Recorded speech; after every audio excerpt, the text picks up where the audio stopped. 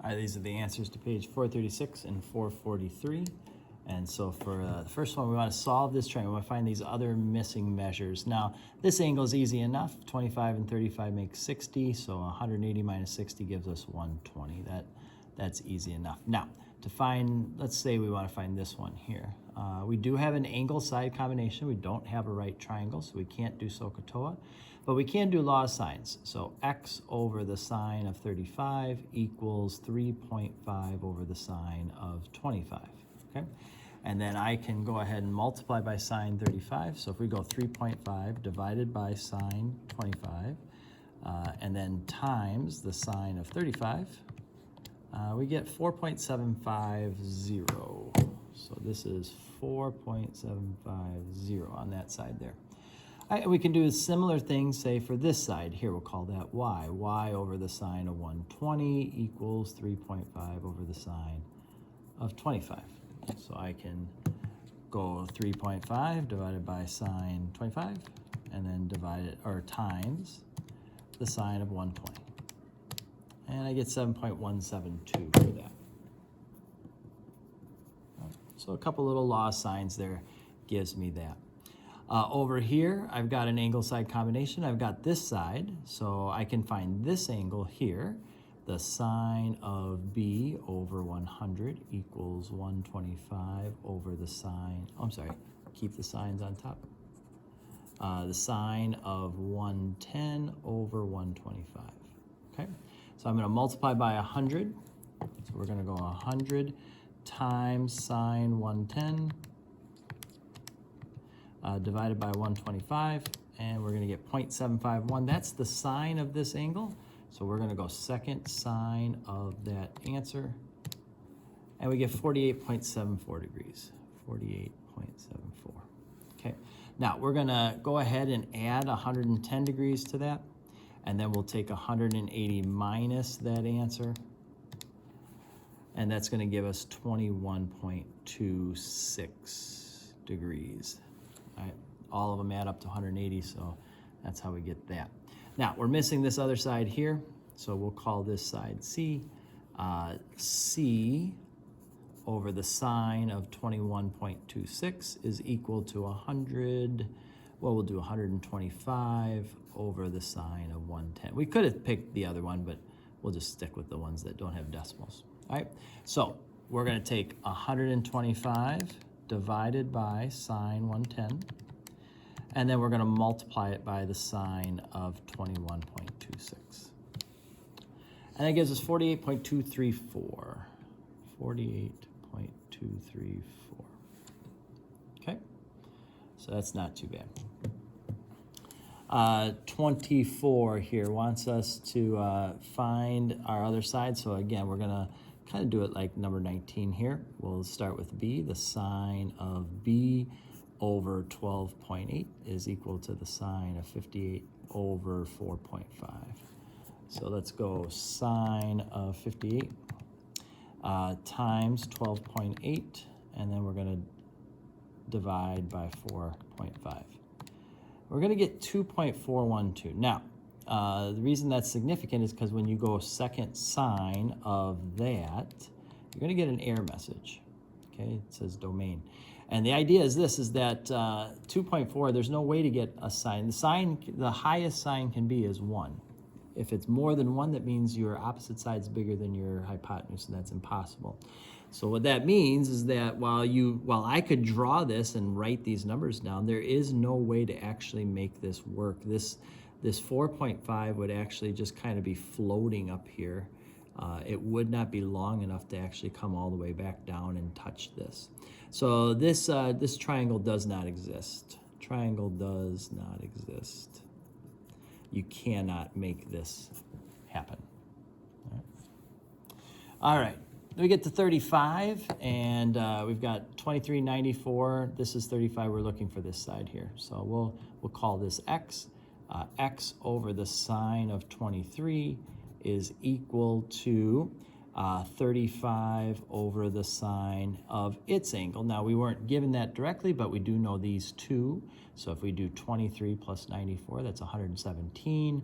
And we'll subtract that away, we get 63 for that right there. All right, so now I can do that. Sine 23 times 35 divided by sine 63. All right, and we get 15.348. That'd be our answer. All right, we get to 36, which is kind of a strange problem. It gives us all this different information, and so they wanted us to kind of draw in what this would look like. So you have a 20-degree angle of elevation for the sun. So this part is 20 degrees, which means that this angle right here would be 70. This is 20 right here, the vertical angle. This would have to be 70 to make the 90 there. This also right here, if you come through here, this would also be 20 degrees as well. The hill itself has an angle of 12 degrees. So this part right here is also 12. That's why this angle right here then is 32 degrees, okay? So we've got a 70-degree angle there, a 32-degree angle there. That means that this angle right here, if you add that up, subtract, would be 68 degrees. So we have the angles here for all of these sides. And then they tell us that the shadow goes up 16. So this side right here is 16. All right, so we want to know this angle, right, or this measurement. So we'll call that height x over sine of 32 is equal to 16 over the sine of 70. And so if we go sine 32 times 16 divided by sine 70, we get the flagpole as 9.023. I think this was in terms of meters. Okay. So not too bad. All right, number 40 here gave us this kind of thing. This is 40 degrees, and it's 30 from here to here. We wanted to know R. So if we kind of draw this in, this is going to be 150. We're going to cut that in half, and this angle cuts in half, 20. So actually, we can just use SOHCAHTOA on this one then. So this is opposite, this is hypotenuse, so the sine of 20 is equal to 150 over R.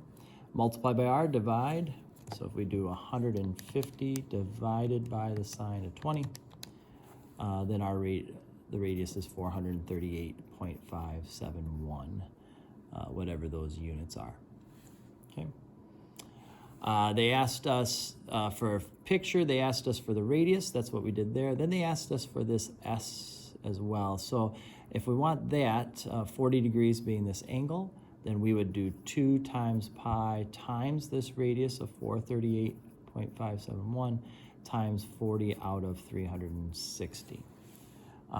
So if we go 2 times pi times that answer, times 40 divided by 360, we get 306.180. That's the length. So that's the length of the curve here, and this is the radius of the curvature. All right, then, so that was all law of sines. Then we got to the law of cosines part, and this one wants us to solve this triangle out, find the other missing measures that are on here. We have 3, 8, and 9. So let's just pick one of these angles. Let's call this angle here A. So this can't use SOHCAHTOA, it's not a right triangle. Can't use law of sines, we don't have a combination, so we're gonna have to use law of cosines. So I know the side opposite of it, 3 squared, is equal to 9 squared plus 8 squared minus 2 times 9 times 8 times the cosine of A. So what we're going to do is we're going to go 3 squared minus 9 squared minus 8 squared. Okay, get an answer. We're going to divide this by -2 times 9 times 8 by this whole thing here. Okay, and so you get 0.944 repeating. That's the cosine of A. 0.944 is the cosine of A. So we're going to go second cosine of that answer. And this angle here is 19.18 or 19 degrees if we round it. Okay? All right, so let's do the same thing, but now let's pick a different angle. Let's say we'll pick this one, and 8's across from there. So 8 squared equals 3 squared plus 9 squared minus 2 times 3 times 9 times the cosine of B. All right, so now I'm going to basically do the same thing I did, just with 8 instead. So 8 squared minus 3 squared minus 9 squared gives you that. Divide that by negative 2 times 3 times 9. And we get 0.48 repeating, so 0.481, that's the cosine of B. So second cosine of that answer gives us an angle of 61.22 degrees, okay? So if I take that angle, 61.22 plus 19.19, and then take 180 minus that, I get 99.59 degrees for the last side, or last angle, okay? So number 4 wants us also to solve this out. So we can find this missing side here using law of cosines. A squared equals 4.5 squared plus 10 squared minus 2 times 4.5 times 10 times the cosine of 105. And that we can just type into the calculator all in one shot. 4.5 squared plus 10 squared minus 2 times 4.5 times 10 times the cosine of 105 gives us that. That's a squared, so we're going to square root that. And we get a as 11.981. Right, so that's our missing side. Let's take this angle here then, and now we have an angle side combination, so we'll use law of sines now. Sine of a over 10 equals the sine of 105 over 11.981.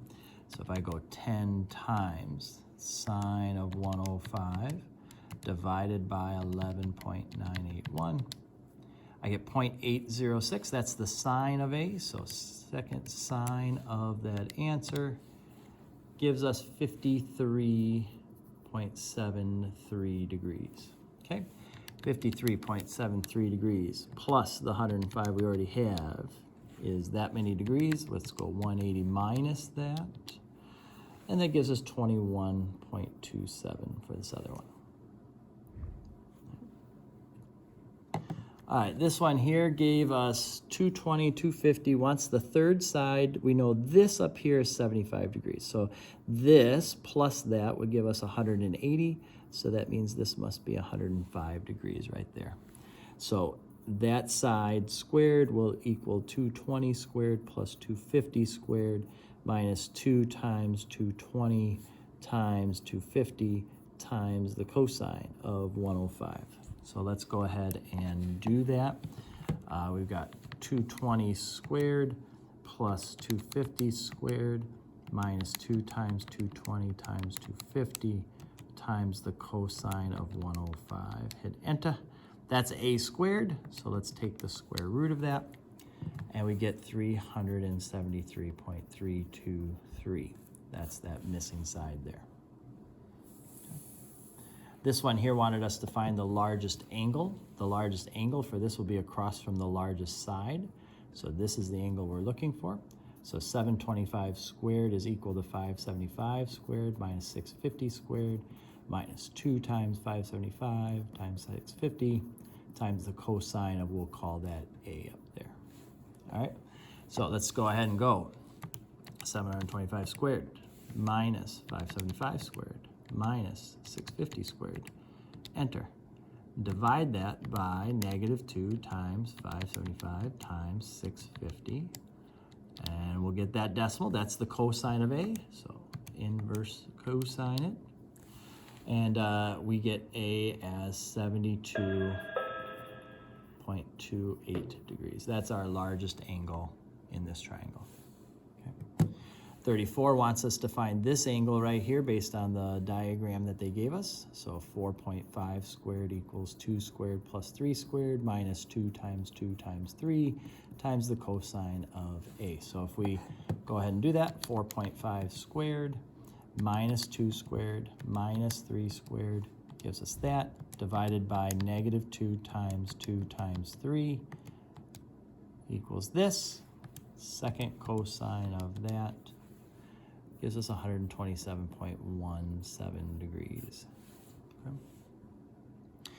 And then finally, this one here, we were told that this is the rafter, and we want to try to find some of these missing measures. So one thing that we can do here is we know that this side is 16 and this side is 10. So we could find the hypotenuse by doing a little Pythagorean theorem. So let's just go 16 squared plus 10 squared is 356. If we take the square root of that, we get 18.868. That's the whole distance. PQ then would be half of that. So if we just cut that in half, then our PQ would be 9.434. Okay, so that's how long that one is. Then once we have that, we can do a little Pythagorean theorem and find QS. But what we're going to find is that there's a little geometric principle that says if you go halfway like that, then this distance is going to be half of that. So, I mean, we could do Pythagorean theorem, but if we remember that little theorem, that might help us too. Then RS is the hypotenuse for this 8 and 10. So if we go 8 squared plus 10 squared and take the square root of that, then we get 12.806, and that's that distance right there.